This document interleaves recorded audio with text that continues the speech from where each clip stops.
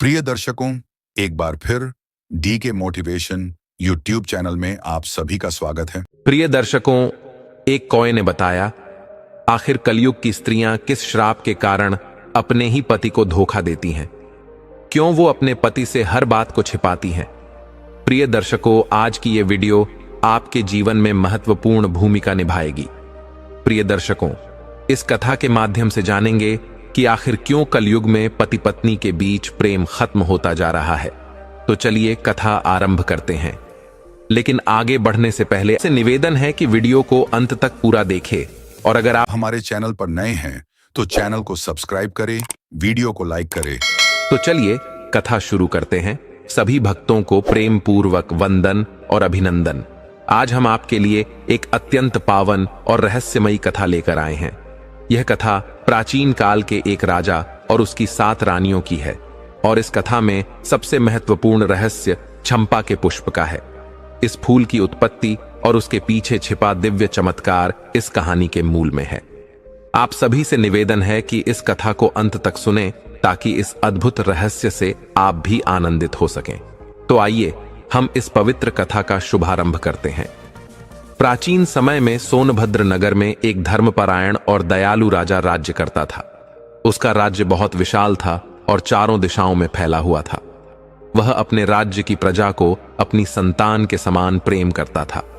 प्रजा भी अपने राजा के प्रति अत्यधिक प्रेम और श्रद्धा रखती थी। राज्य में हर कोई सुखी था, क्योंकि राजा हमेशा प्रजा के कल्याण के लिए कार्य करता था। परंतु इस अद्भुत जीवन में एक दुहक था, जो राजा और उसकी रानियों को निरंतर पीड़ा देता था। राजा के घर में कोई संतान नहीं थी। वह वर्षों से पुत्र प्राप्ति की कामना कर रहा था, लेकिन उसकी यह इच्छा पूरी नहीं हो पाई।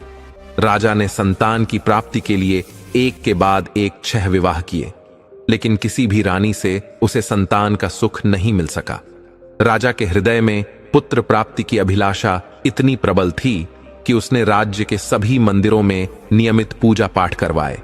हर देवी देवता के चरणों में वह नतमस्तक होकर यज्ञ और हवन करवाता। उसने गरीबों में दान पुण्य भी खूब किया।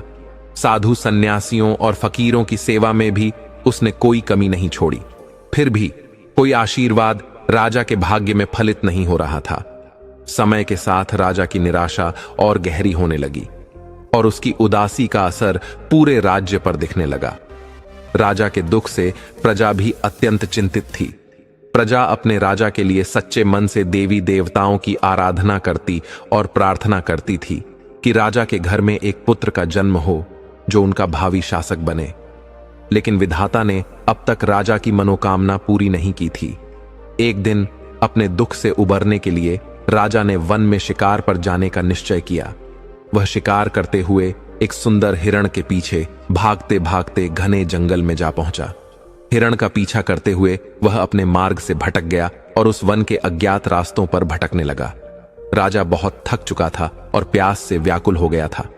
तभी उसे दूर से झरने की खलखलाहट सुनाई दी। राजा ने सोचा, यह झरना मेरी प्यास बुझाएगा। वह तुरंत अपने घोड़े से उतरकर झरने की ओर बढ़ा। जैसे ही वह पानी पीने के लिए झुका, अचानक उसे एक मधुर स्वर सुनाई दिया। आप कौन हैं? क्या आपको यह दिखाई नहीं देता कि मैं यहां स्नान कर रही हूं? राजा चौंक कर पीछे मुड़ा और देखा कि एक दिव्य रूपवती कन्या झरने में स्नान कर रही थी। राजा ने लज्जा के मारे अपनी दृष्टि तुरंत दूसरी ओर फेर ली और विनम्र स्वर में क्षमा मांगते हुए कहा, मुझे क्षमा करें देवी, मुझे अत्यधिक प्यास लगी थी और मैंने आपको नहीं देखा। यदि आप अनुमति दें तो मैं थोड़ा पानी पी लूं और यहां से चला जाऊं। मैं रास्ता भी भटक गया हूं। कृपया बताइए, आप कौन हैं और इस वन में अकेली कैसे हैं? रूपा ने मुस्कुराते हुए उत्तर दिया, हे राजन, मैं पास के ही गांव उदयपुर की निवासी हूं। मैं प्रतिदिन इस झरने पर स्नान करने आती हूं, क्योंकि यह एकांत स्थान है और यहां कोई नहीं आता। मुझे आभास भी नहीं था कि कोई राजसी व्यक्ति मेरी तल्लीनता भंग करेगा। कृपया आप मेरी ओर पीट कर पानी पिएं और थोड़ा यहां प्रतीक्षा करें। मैं शीघ्र ही तैयार होकर आपको मार्ग दिखा दूंगी। राजा ने उसकी बात मानकर झरने से पानी पिया और कुछ दूरी पर एक छायादार वृक्ष के नीचे पीठ करके खड़ा हो गया। उधर रूपा ने जल्दी जल्दी स्नान कर लिया और कपड़े बदलकर राजा के पास पहुंची। राजन, उसने कोमलता से कहा, यदि और पानी पीना चाहें तो कृपया संकोच न करें। राजा ने मुस्कुराते हुए कहा, नहीं, मैं तृप्त हो गया हूं। अब तुम अपना परिचय दो और मुझे यह भी बताओ कि क्या कोई भोजन मिल सकता है। मैं बहुत भूखा हूं। रूपा ने कहा, राजन, मैंने कुछ फल अपने घर ले जाने के लिए तोड़े हैं। यदि आप चाहें तो वे फल ग्रहण कर सकते हैं। बिना उत्तर की प्रतीक्षा किए रूपा ने अपनी टोकरी से फल निकाले, झरने के जल से धोए और राजा को अर्पित किए। राजा ने रूपा की सरलता और निस्वार्थ भाव को निहारते हुए एक फल उठाया और पूछा, क्या तुम भी मेरे साथ खाओगी? रूपा ने नम्रता से उत्तर दिया, हे राजन, आप मेरे अतिथि हैं। अतिथि देवो भव। पहले आप खाइए। राजा फल खाने लगा, परंतु उसका मन रूपा की निश्चलता और सौम्यता पर स्थिर था। वह मंत्रमुग्ध होकर उसकी ओर देखता रहा और पूछ बैठा, हे बालिका, अभी तक तुमने अपने बारे में अधिक नहीं बताया। मैं तुम्हारे जीवन के बारे में जानना चाहता हूं। रूपा ने सरलता से उत्तर दिया, राजन, मेरा नाम रूपा है। मैं उदयपुर गांव की निवासी हूं। हमारे परिवार में मेरी मां और मैं ही हैं। हम जंगल से फल और लकड़ियां इकट्ठा करते हैं और उन्हें बेचकर जीवन यापन करते हैं। हमारे पास थोड़ी सी जमीन है जिस पर हम अनाज और सब्जियां उगाते हैं ताकि घर का खर्च चल सके। फिर रूपा ने मुस्कुराते हुए कहा, राजन, मैंने तो अपने बारे में सब कुछ बता दिया। अब आप भी बताइए, आप कौन हैं? राजा क्षण भर के लिए विचार में डूब गया। उसने धीमे स्वर में उत्तर दिया, हे बालिका, मैं एक साधारण यात्री हूं।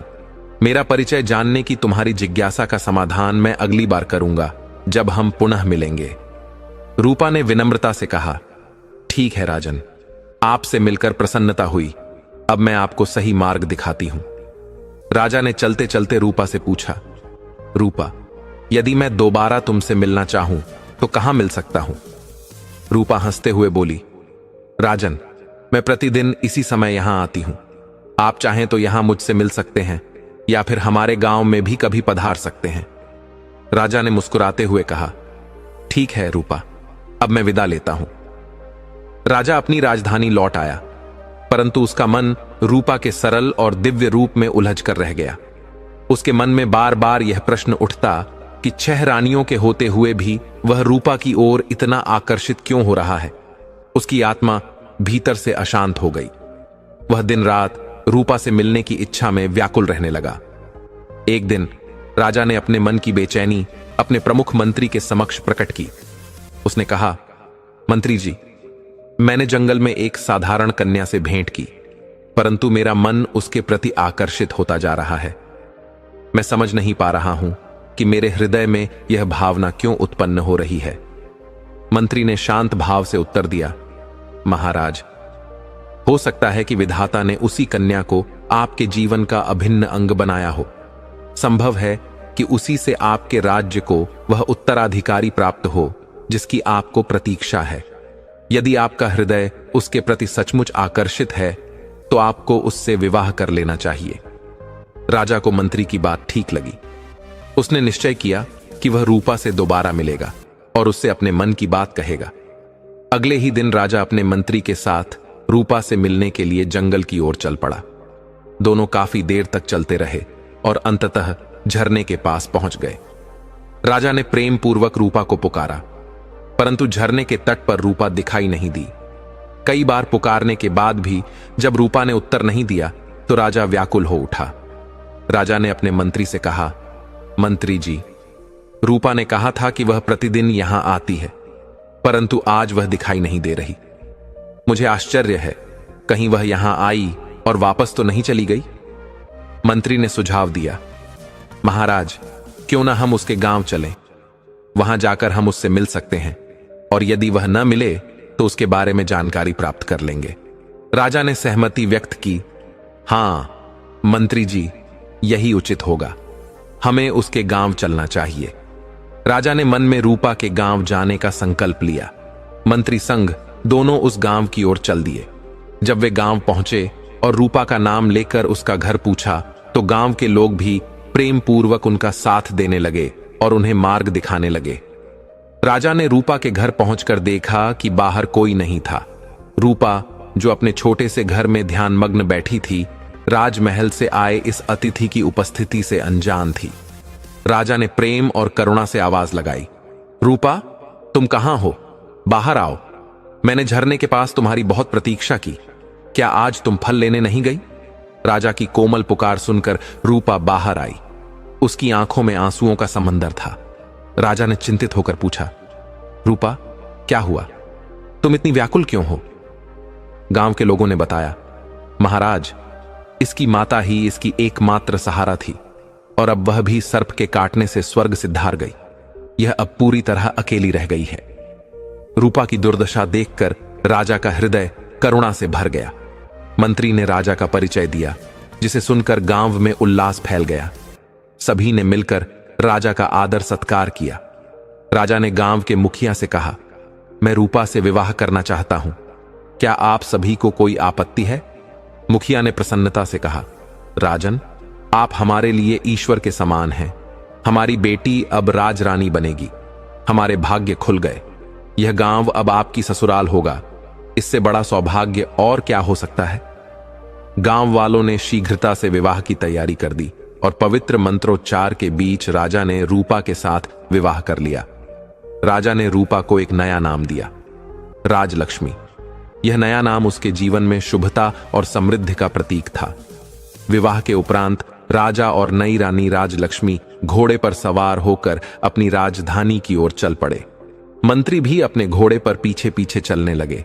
गांव वालों ने नम आंखों से अपनी बेटी को विदा किया। सभी जंगल के रास्ते होते हुए राजमहल पहुंचे। जब राजलक्ष्मी महल में पहुंची तो राजा की अन्य रानियों ने उसे देखकर मन ही मन ईर्ष्या से भर गईं। हालांकि उन्होंने ऊपर से प्रसन्नता का दिखावा करते हुए उसका स्वागत किया। राजलक्ष्मी सरल हृदय की ओर निष्पाप थी। वह यह समझ नहीं पाई कि उसकी सौतनों के हृदय में उसके प्रति द्वेष पनप रहा था। वह उन्हें बड़ी बहनों का सम्मान देने का प्रयास करती, लेकिन उनके मन की ईर्ष्या को वह पहचान नहीं पाई। समय बीतता गया, परंतु राजा और राजलक्ष्मी को कोई संतान न हुई। एक दिन राज्य के पास से एक प्रसिद्ध सन्यासी का आगमन हुआ। जब मंत्री ने यह समाचार सुना तो उसने राजा से कहा, महाराज, ये सन्यासी महात्मा बहुत सिद्ध पुरुष हैं। क्यों न उन्हें राजमहल में बुलाकर आपके कष्टों का समाधान पूछा जाए। राजा ने मंत्री की बात का अनुमोदन किया और सन्यासी को आदरपूर्वक राजमहल में आमंत्रित किया। राजा ने सन्यासी महात्मा का विनम्रतापूर्वक स्वागत किया और उन्हें अपनी समस्या के बारे में बताया। राजा ने अपनी सभी रानियों को भी दरबार में बुला लिया ताकि महात्मा कोई मार्गदर्शन दे सकें। सन्यासी ने धैर्यपूर्वक राजा की बात सुनी और कहा, महाराज, मुझे कुछ समय इस महल में रुकने की अनुमति दें। मैं इस समस्या का समाधान खोजूंगा।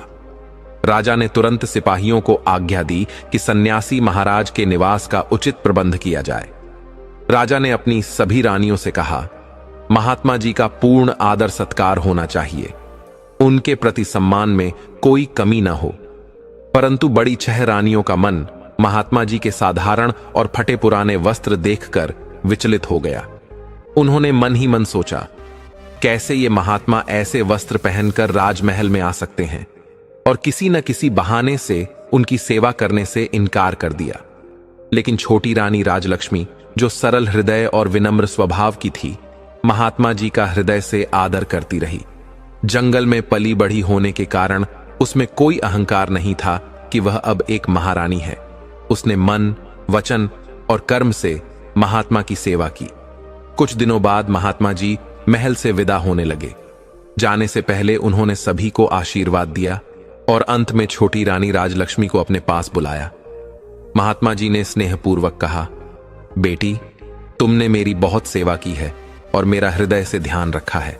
ईश्वर की कृपा से शीघ्र ही तुम्हें संतान की प्राप्ति होगी और इस महल में बच्चों की किलकारी गूंजेगी। महात्मा जी के वचनों को सुनकर राजा और राजलक्ष्मी का हृदय आनंद से भर गया। महात्मा का आशीर्वाद लेकर वे विदा हो गए और सचमुच कुछ ही समय बाद राजलक्ष्मी गर्भवती हो गई। जब उसने राजा को यह शुभ समाचार सुनाया तो राजा की प्रसन्नता का कोई ठिकाना न रहा। अब राजा ने रानी की विशेष देखभाल का प्रबंध किया। उन्होंने पूरे महल को यह आदेश दिया कि रानी की हर इच्छा को तुरंत पूरा किया जाए। राजा ने कुलगुरु को भी यह निर्देश दिया कि वे प्रतिदिन रानी को धर्म और प्रेरणादायक कहानियां सुनाएं, ताकि उसका मन प्रसन्न रहे। यह शुभ समाचार पूरे राज्य में फैल गया और हर जगह उल्लास का वातावरण बन गया। सभी ने इस बात पर खुशी मनाई कि राज्य को जल्द ही एक वारिस मिलने वाला है। परंतु बड़ी 6 रानियां इस समाचार से अत्यधिक ईर्ष्या से भर गईं। वे आपस में विचार करने लगीं, अब तो छोटी रानी राजा की सबसे प्रिय है। बच्चा होने के बाद वह पूरी तरह से पटरानी बन जाएगी और तब हम सबका कोई महत्व नहीं रह जाएगा।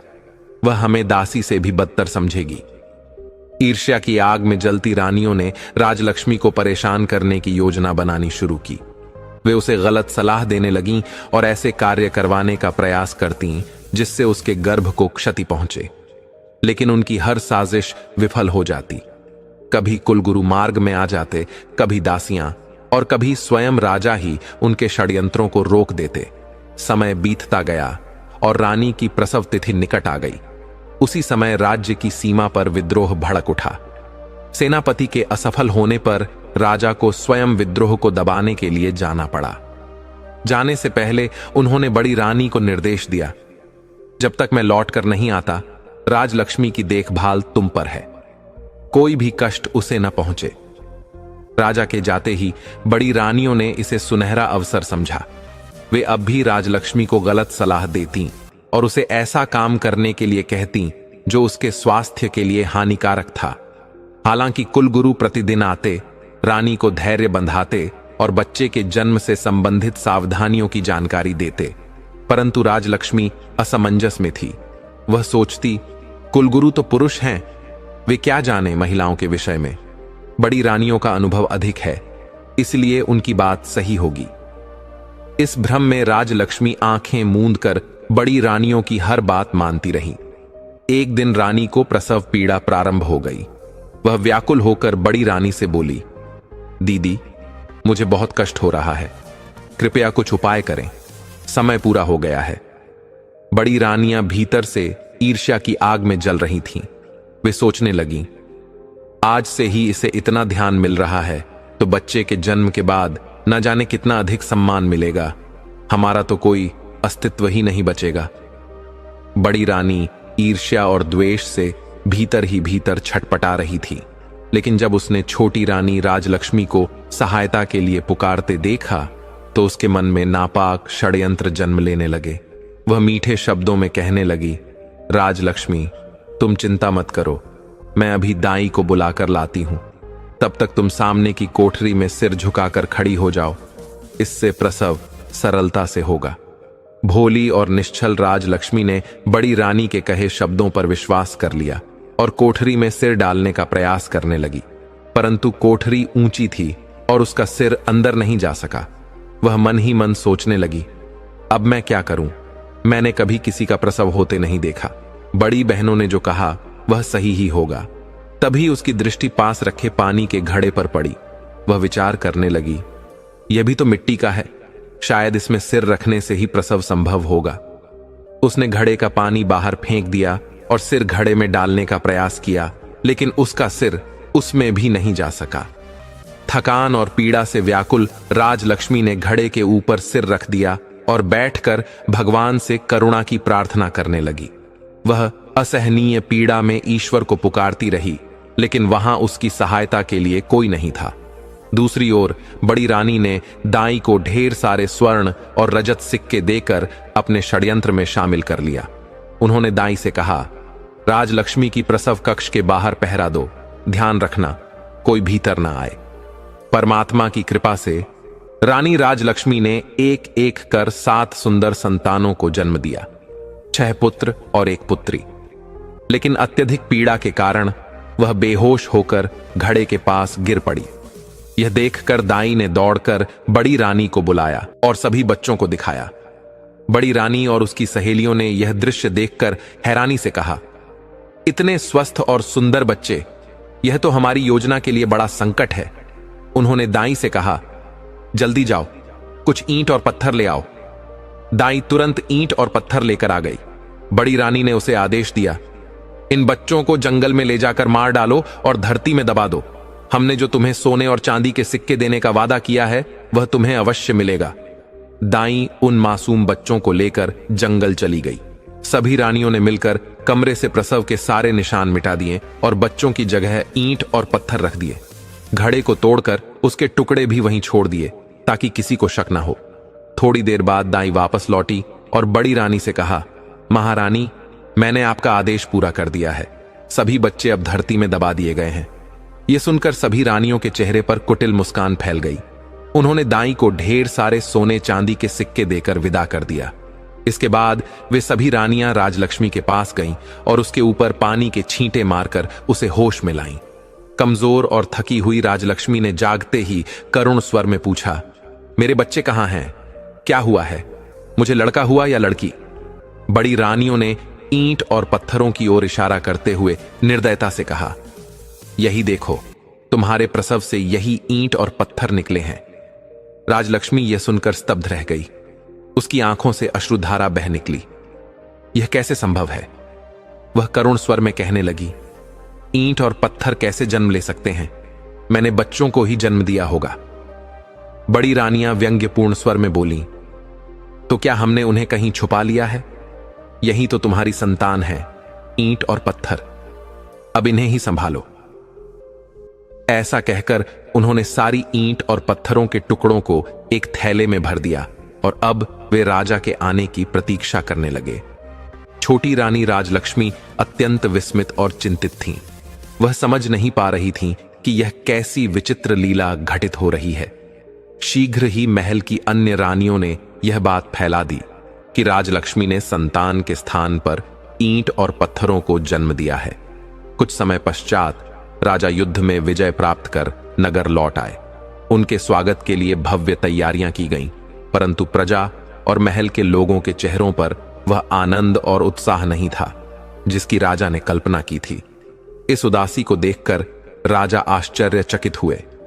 राजमहल में प्रवेश करते ही पटरानी सहित सभी रानियों ने उनका स्वागत किया, लेकिन छोटी रानी राजलक्ष्मी का चेहरा उदास था, जबकि अन्य रानियां अत्यंत प्रसन्न दिखाई दे रही थीं। यह देखकर राजा के मन में शंका उत्पन्न हुई। उन्होंने राजलक्ष्मी से प्रेम पूर्वक पूछा, राजलक्ष्मी, तुम्हारा मुखमंडल क्यों म्लान है? क्या बात है? क्या किसी ने तुम्हें कष्ट दिया है? राजलक्ष्मी कुछ कह पाती उससे पहले ही पटरानी ने व्यंग्य भरे स्वर में कहा, महाराज, यह कैसे प्रसन्न रहेंगी? इनका छल जो अब सबके सामने आ चुका है। राजा को कुछ समझ नहीं आया। उन्होंने गंभीर स्वर में कहा, स्पष्ट कहो पटरानी, कौन सा भेद खुला है? पटरानी ने झूठे दुख और क्रोध का प्रदर्शन करते हुए कहा, महाराज, हमें धोखे में रखा गया। राजलक्ष्मी गर्भवती होने का नाटक करती रहीं। हमने सोचा था कि राज्य को उत्तराधिकारी मिलेगा और हमें भी माता बनने का सौभाग्य प्राप्त होगा, परंतु प्रसव के समय इनके गर्भ से संतान के स्थान पर ईंट और पत्थर निकले हैं। आप स्वयं जाकर उनके कक्ष में देख सकते हैं। राजा को यह सुनकर अत्यंत विषाद और आश्चर्य हुआ। यह कैसे संभव है? उन्होंने कहा, मानव गर्भ से ईंट और पत्थर कैसे उत्पन्न हो सकते हैं? क्या यह कोई माया है? राजा पटरानी और अन्य रानियों के साथ राजलक्ष्मी के कक्ष में गए। वहां ईंट और पत्थरों के टुकड़े रखे हुए थे। राजा ने उन्हें देखा और हतप्रभ रह गए। उनका हृदय आक्रोश और पीड़ा से भर गया। हे प्रभु, यह कैसा अनर्थ हुआ है? उन्होंने मन में विचार किया। बड़ी रानी ने राजा से कहा, महाराज, हमने भी तो यही सोचा था कि राजलक्ष्मी ने हमें गर्भवती होने का भ्रम दिया था। अब यह सत्य उजागर हो गया है। राजा को भी पटरानी की बातें सच प्रतीत होने लगीं। उन्हें लगा कि राजलक्ष्मी ने सभी को धोखे में रखा और उनके प्रेम और विश्वास का उपहास किया। राजा क्रोध से भरे हुए रानी राजलक्ष्मी की ओर मुड़े और कठोर स्वर में बोले, राजलक्ष्मी, तुमने ऐसा बड़ा छल कैसे किया? हमें धोखा देने की तुम्हारी हिम्मत कैसे हुई? यदि तुम सत्य बता देती और यह विधि का विधान मान लेते कि हमारे भाग्य में संतान का सुख नहीं है, तो हम संतोष कर लेते। लेकिन तुमने हमारी सबसे बड़ी आशा पर प्रहार किया, उस पर पानी फेर दिया। हमने तुम्हें प्रेम, सम्मान और विश्वास से रानी का स्थान दिया, लेकिन तुमने इसे धोखा देने का माध्यम बना दिया। राजा की आंखों में क्रोध के साथ दुहक की लहरें उठ रही थीं। आज से तुम इस महल की रानी नहीं, केवल एक दासी हो। ईश्वर की सौगंध खाकर कहता हूं, यदि तुरंत मेरे सामने से न गई तो क्रोध में न जाने मैं क्या कर बैठूं। राजा के कठोर वचनों को सुनकर राजलक्ष्मी का हृदय टूट गया।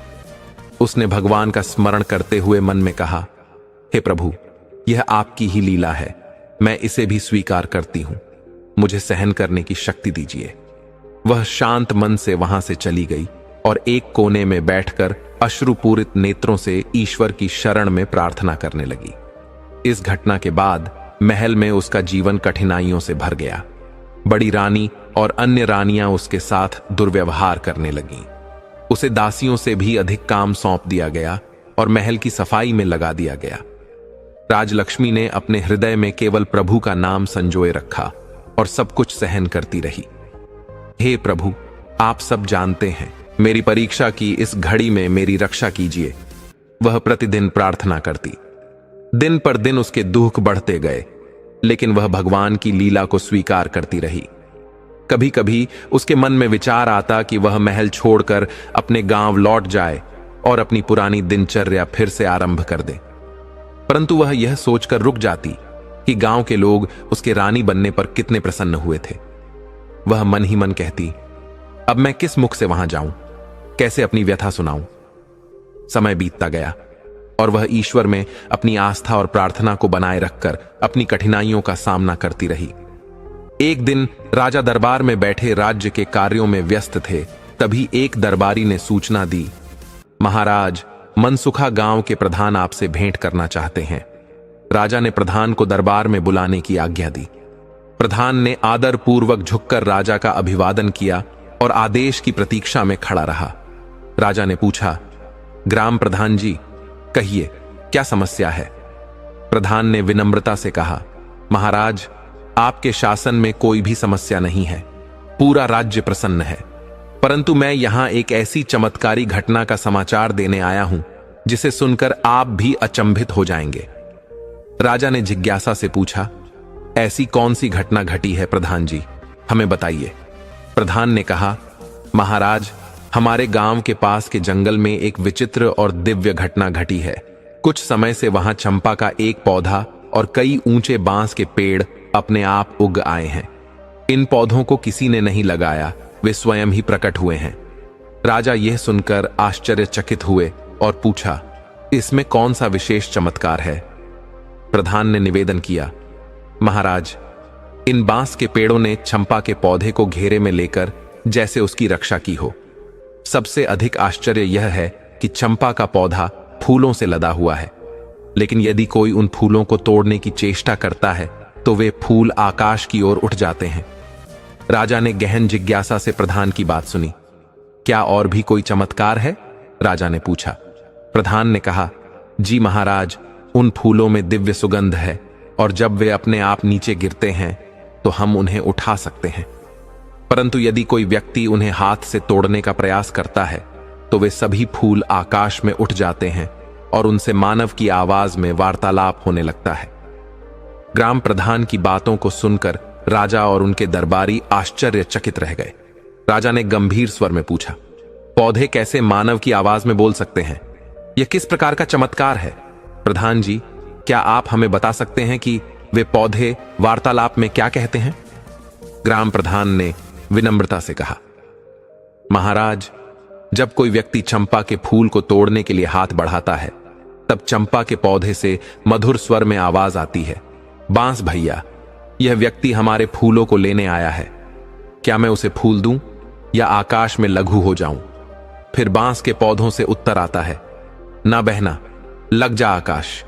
इतना कहते ही चंपा की डालियां आकाश की ओर इतनी ऊंची हो जाती हैं कि कोई भी मनुष्य उन तक नहीं पहुंच पाता। ग्राम प्रधान ने आगे कहा, महाराज, चाहे कोई व्यक्ति कितना ही लंबा डंडा क्यों न लाए, वह चंपा के फूल को नहीं छू सकता, परंतु प्रतिदिन प्रातःकाल चंपा के सुगंधित फूल स्वयं नीचे गिरते हैं, जिन्हें लोग एकत्र कर लेते हैं। हालांकि जो भी उन फूलों को तोड़ने का प्रयास करता है उसे निराशा ही मिलती है। अब इस चमत्कार को देखकर गांव वाले इस पौधे को आकाश चंपा कहकर पुकारने लगे हैं।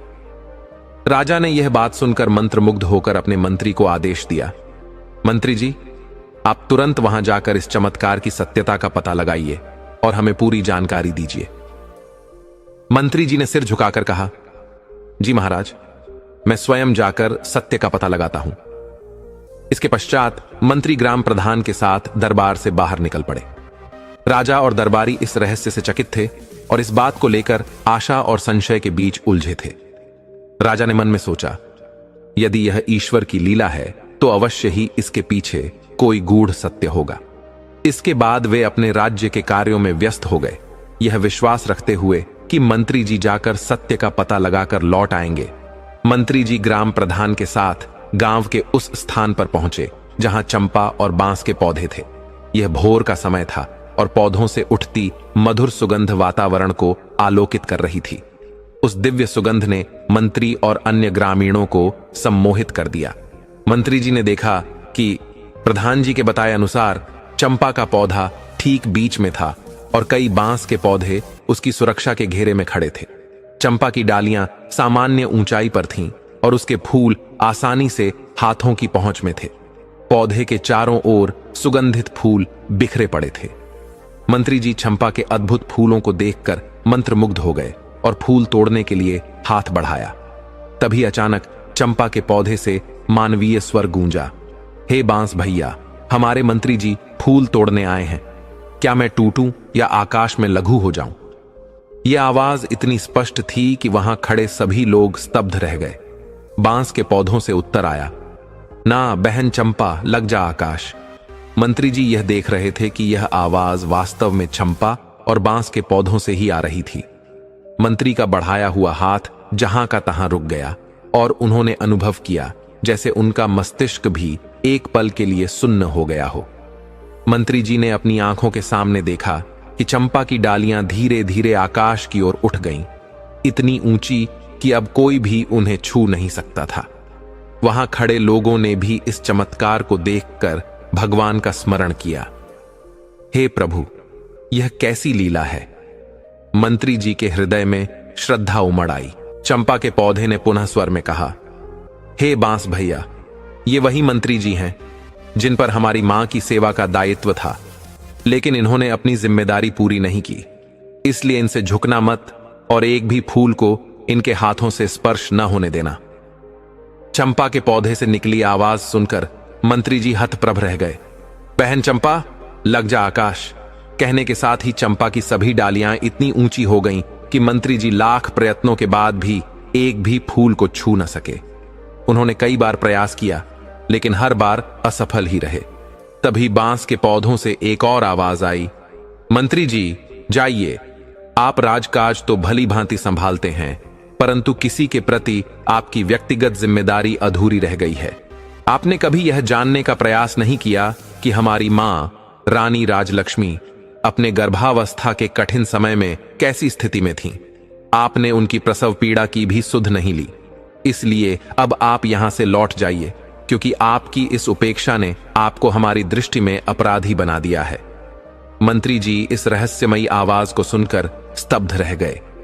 एक ओर वह यह सोचकर अचंभित थे कि ये पौधे कैसे मानवीय स्वर में वार्तालाप कर रहे हैं, वहीं दूसरी ओर आत्मग्लानि से भर उठे कि सचमुच उन्होंने रानी राजलक्ष्मी की देखभाल ठीक से नहीं की थी। अब उन्हें यह भी समझ आने लगा कि शायद महल में किसी गहरे षड्यंत्र का जाल रचा गया था, जिसका उन्हें आभास नहीं था। मंत्री जी ने पौधों से हाथ जोड़कर कहा, हे प्रभु, मुझसे यदि कोई भूल हुई है तो कृपया मुझे उसका प्रायश्चित करने का अवसर प्रदान करें। मुझे बताइए, मैंने कौन कौन सी गलतियां की और उन्हें सुधारने का मार्ग क्या है। परंतु अब उन पौधों में से कोई उत्तर नहीं आया।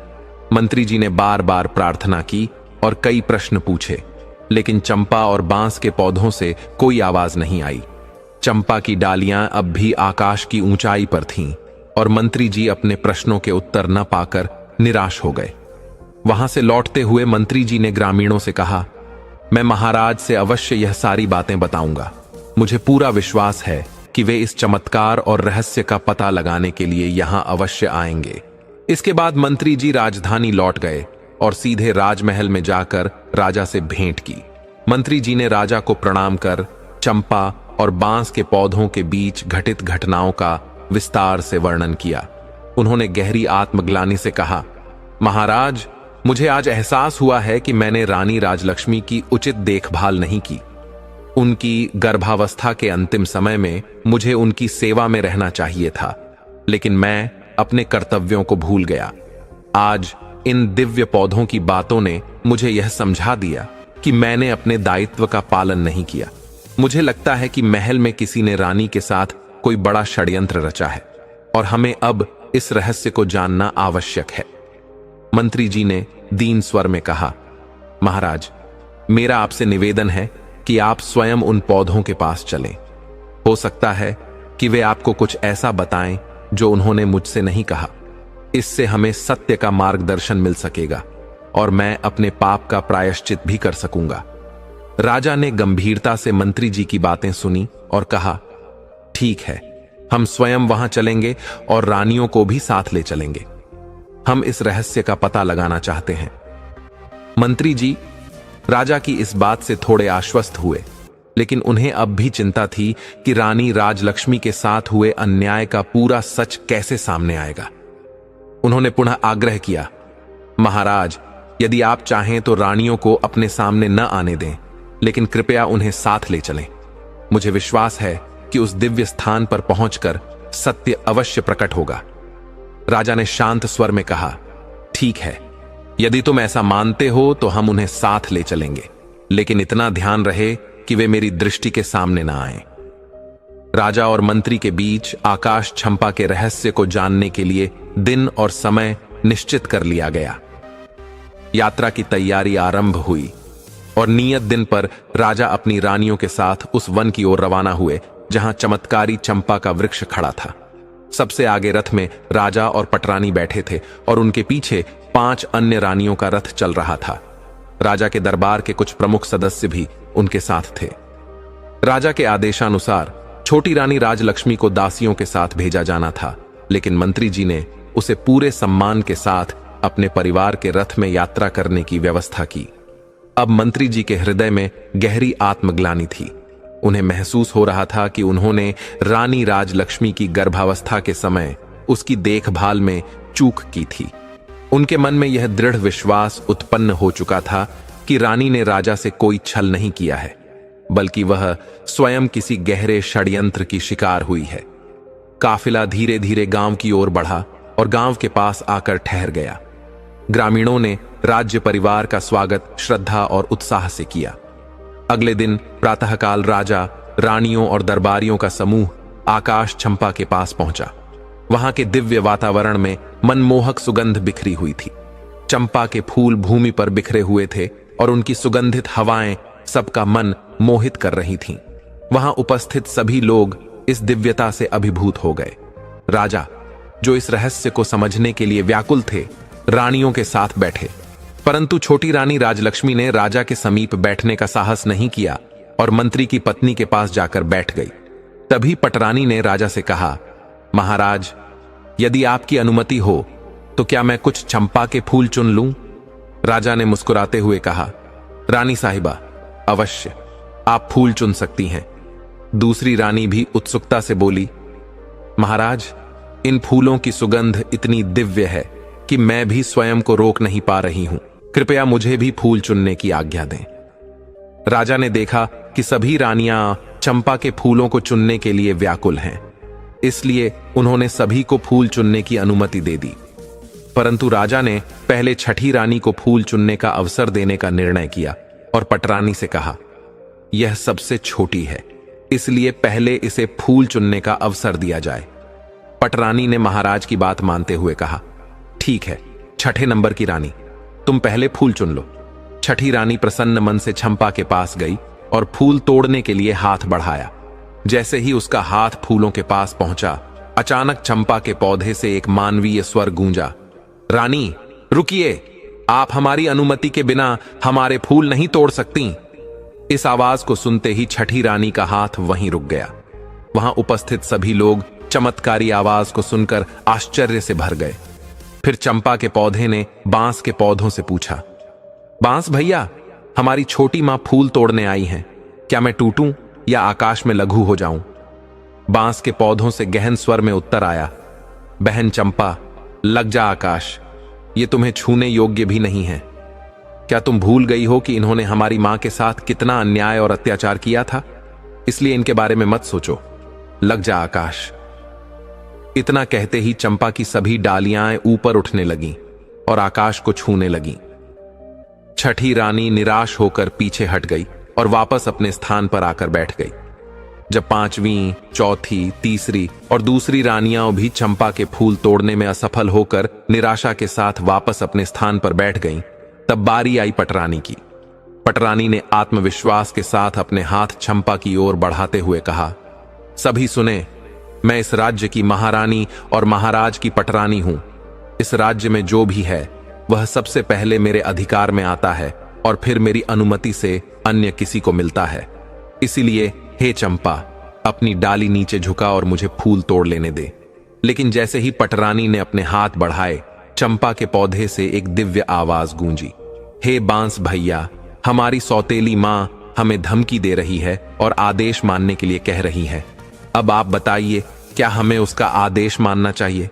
बांस के पौधे ने गंभीर स्वर में उत्तर दिया, ना बहन चंपा, इन्हें हम पर कोई अधिकार नहीं है। ये पटरानी है राजा की, लेकिन हम इस राज्य की प्रजा नहीं हैं। हम कोई वस्तु भी नहीं है जो इनके उपयोग के लिए बनाई गई हो। क्या तुम्हें याद नहीं? इन्हीं के आदेश पर हमारी मां रानी राजलक्ष्मी को सबसे अधिक कष्ट सहना पड़ा था। इन्होंने ही हमें वन में मरने के लिए भिजवाया था। एक रानी राज्य की माता होती है और उसकी प्रजा उसकी संतान की तरह होती है, लेकिन इन्होंने कभी अपने कर्तव्य को नहीं निभाया। ये महारानी बनने के योग्य नहीं है, क्योंकि इन्होंने माता होने का धर्म नहीं निभाया। इनके हाथों में अपने पवित्र फूलों को देना तो दूर, इन्हें तुम्हें छूने भी नहीं देना चाहिए। इसलिए हे बहन, मत झुको, आकाश में ही ऊंची रहो। यह सुनते ही चंपा की डालियां फिर से आकाश की ओर उठ गईं, इतनी ऊंची कि पटरानी उन्हें छू भी न सकी। लज्जा और अपमान से पटरानी का सिर झुक गया। राज्य के सभासदों, ग्रामीणों और प्रजा के सामने इस अपमान ने पटरानी को भीतर तक झकझोर दिया। हे प्रभु, मैं इस चंपा को दंड भी नहीं दे सकती, उसने मन में सोचा। क्रोध में वह चाहती थी कि बांस और चंपा के पौधों को कटवा दे, परंतु यह जानते हुए कि वह ऐसा नहीं कर सकती, वह चुपचाप वापस अपने स्थान पर बैठ गई। अब राजा स्वयं उठे और धीरे धीरे चंपा के पौधे की ओर बढ़े। उन्होंने सम्मान के साथ अपने हाथ आगे बढ़ाए और फूल तोड़ने का प्रयास किया, लेकिन जैसे ही उनका हाथ फूलों की ओर बढ़ा, चंपा के पौधे से एक दिव्य आवाज गूंजी, नहीं महाराज, आप यह भूल मत कीजिए, मैं आपके हाथों में नहीं आऊंगी, चाहे मेरे भैया अनुमति भी दे दें। इसलिए आप अपने हाथ पीछे खींच लीजिए और फूल तोड़ने का विचार त्याग दीजिए। राजा यह सुनकर स्तब्ध रह गए। उन्होंने सोचा, यह चंपा मुझसे ऐसा क्यों कह रहा है? आखिर ऐसा क्या हुआ है कि यह मुझे फूल तोड़ने से रोक रहा है? राजा ने विनम्रता से पूछा, मैं इस राज्य का राजा हूं, जिसने कभी किसी के साथ अन्याय नहीं किया। मैं अपनी प्रजा को अपनी संतान मानता हूं और उनकी देखभाल करता हूं। मैंने कभी किसी जीव को कष्ट नहीं पहुंचाया, फिर तुम मुझे फूल तोड़ने से क्यों रोक रहे हो? इस पर चंपा की डाली से फिर एक करुणामयी आवाज निकली, महाराज, आप अपनी प्रजा को संतान मानते हैं, लेकिन आप उन्हीं पर विश्वास करते हैं जो आपके सामने बातें करते हैं। आपने कभी स्वयं सत्य को जानने का प्रयास नहीं किया। आपने प्रजा की चिंता की, लेकिन अपनी संतान की कभी सुध नहीं ली। क्या आपने कभी सोचा कि आपकी अपनी संतान कहां है? आपने कभी यह जानने का प्रयास नहीं किया कि रानी राजलक्ष्मी के साथ क्या हुआ? आपने अपने राज्य की सुरक्षा की बात की, लेकिन गर्भवती पत्नी की सुरक्षा नहीं कर पाए। आपने एक सच्ची नारी के विश्वास को ठुकरा दिया और उसे धोखेबाज कहकर नौकरानी बना दिया। क्या यह न्याय है महाराज? चंपा के पौधे से निकली दिव्य आवाज ने राजा के हृदय को झकझोर दिया। महाराज, आपकी प्रजा आपकी संतान अवश्य है, लेकिन आपने अपनी स्वयं की संतान और अपनी पत्नी की सुरक्षा नहीं की।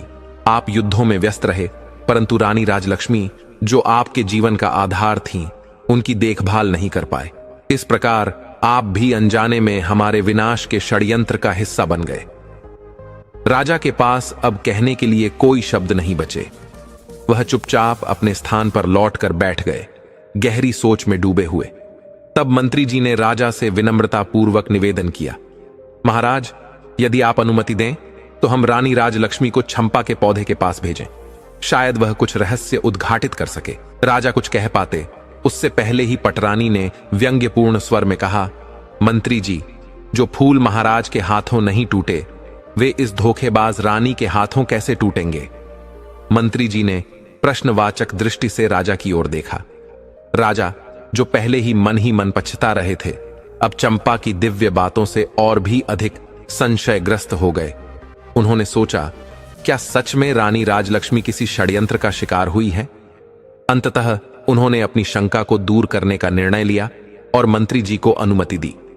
ठीक है मंत्री जी, आप रानी राजलक्ष्मी को चंपा के पौधे के पास ले जाएं और फूल तोड़ने के लिए कहें, राजा ने आदेश दिया। मंत्री जी ने रानी राजलक्ष्मी से कहा, रानी साहिबा, आप एक बार जाकर प्रयास तो कीजिए। यदि फूल नहीं टूटेगा तो कोई बात नहीं, लेकिन हो सकता है कि आपको इससे कोई संकेत प्राप्त हो।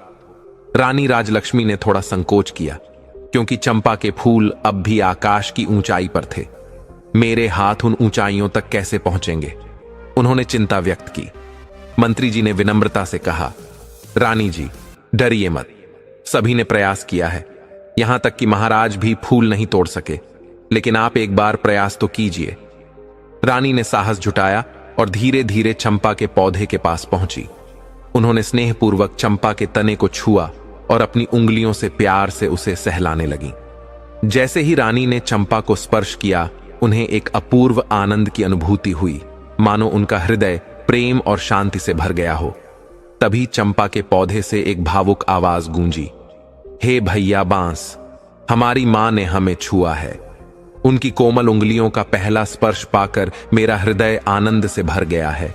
मैं आज भाव विह्वल हूं। बांस के पौधों ने उत्तर दिया, बहन चंपा, यदि यह हमारी मां है तो अपने पुष्प उनके चरणों में अर्पित कर दो। मां के चरणों में स्वर्ग होता है, अपनी भावनाओं को रोकना मत। यह सुनते ही चंपा की सभी डालियां नीचे झुक गईं और रानी राजलक्ष्मी के चरणों को छूने लगी। एक चमत्कार हुआ, चंपा के फूलों की वर्षा रानी के ऊपर होने लगी। रानी राजलक्ष्मी का सिर से पांव तक चंपा के सुगंधित फूलों से ढक गया। वह भाव विह्वल होकर रोने लगीं और चंपा की डालियों को अपने हाथों से सहलाने लगीं। उनके आंसू बहते जा रहे थे, मानो वर्षों का दुख अब प्रेम की वर्षा में बह रहा हो। यह दृश्य देखकर वहां उपस्थित सभी लोग, राजा, मंत्री, सभासद और ग्रामीण भावुक हो गए। सबकी आंखों से अश्रुधारा बहने लगी। राजा ने आश्चर्य से भरे स्वर में पूछा, हे दिव्य वृक्षों, तुम कौन हो?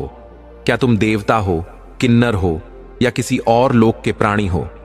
तुमने किसी को भी अपने फूलों को छूने नहीं दिया, परंतु रानी राजलक्ष्मी के ऊपर प्रेम पूर्वक फूलों की वर्षा क्यों कर रहे हो? कृपया मुझे बताओ, इसका अर्थ क्या है? मैं इस रहस्य को जानना चाहता हूं। चंपा के पौधे से एक भावुक और गूढ़ आवाज गूंजी, राजन, मैं और ये 6 बांस आपकी और रानी राजलक्ष्मी की संतान हैं। हमारा जन्म एक साथ हुआ था, 6 भाई और मैं सबसे छोटी बहन। जन्म के समय हमारी मां रानी राजलक्ष्मी अत्यंत पीड़ा में थीं। उन्होंने पटरानी और महल की महारानी से सहायता मांगी थी, लेकिन पटरानी ने निर्दयता से कहा, अपना सिर कोठी में डालकर खड़ी हो जाओ। कोठी इतनी ऊंची थी कि मां ने पानी के घड़े में सिर डालकर राहत पाने की कोशिश की, परंतु घड़े का मुंह छोटा था, इसीलिए वह केवल उस पर सिर टिकाकर कराहती रही। उनकी पीड़ा और बेबसी को देखकर भी किसी ने उनकी सहायता नहीं की, परंतु ईश्वर की कृपा से हम 7 भाई बहनों ने उसी कठिन अवस्था में जन्म लिया। महारानी का इरादा यह था कि यदि मां ऊंचाई से बच्चे जन्म देंगी तो हम सभी गिरकर मर जाएंगे, लेकिन ईश्वर की लीला अपरंपार है। हम सब जीवित बच गए, परंतु हमारी मां उस पीड़ा से बेहोश होकर गिर पड़ी। इसके बाद पटरानी ने एक दाई को बुलाया और उसे लालच देकर आदेश दिया कि हमें मारकर जंगल में कहीं जमीन में गाड़ दे। फिर उन्होंने ईंट पत्थर मां के पास रख दिए ताकि मां को कभी पता न चल सके कि उनके बच्चे जीवित हैं। आपने भी दूसरों की बातों पर विश्वास कर लिया और मां को धोखेबाज मानकर उन्हें दंडित कर दिया। राजा ने गहरी चिंता से पूछा, यदि उस दाई ने तुम सबको मारकर गाड़ दिया था तो फिर तुम पौधे कैसे बन गए? चंपा ने कहा, महाराज, ईश्वर की लीला अचिंत्य है। जब वह दाई हमें मारने के लिए महल के बगीचे में गाड़ने जा रही थी, तभी उसे डर हुआ कि कोई उसे देख न ले, इसीलिए वह हमें इस वन में ले आई।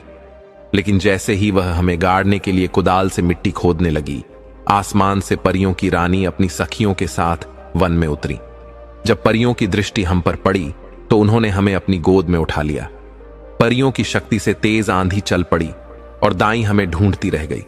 जब हम उसे नहीं मिले तो उसने सोचा कि हम आंधी में कहीं उड़ गए।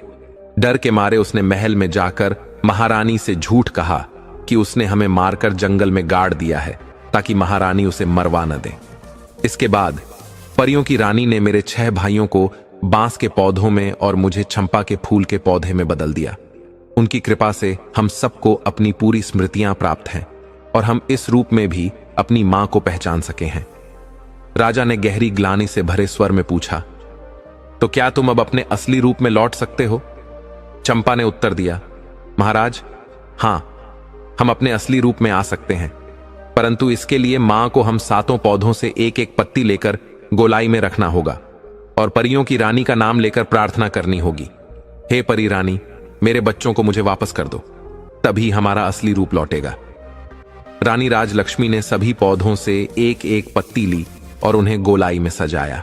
फिर उन्होंने श्रद्धा से हाथ जोड़कर प्रार्थना की, हे परी रानी, आपने मेरे बच्चों को अब तक संभाल कर रखा। मैं आपके उपकार को कभी चुका नहीं पाऊंगी।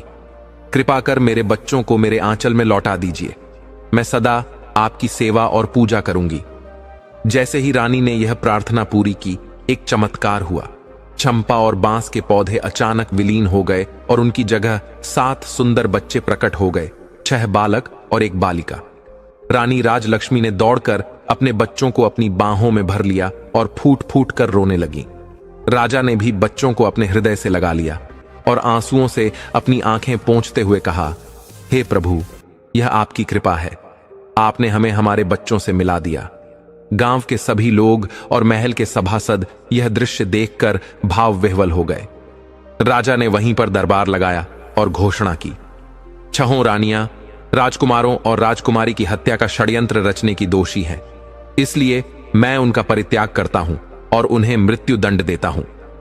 मंत्री जी राजा के आदेश के पालन के लिए तत्पर थे, लेकिन तभी रानी राजलक्ष्मी ने राजा से कहा, महाराज, आज का दिन मेरे लिए अपार प्रसन्नता का दिन है।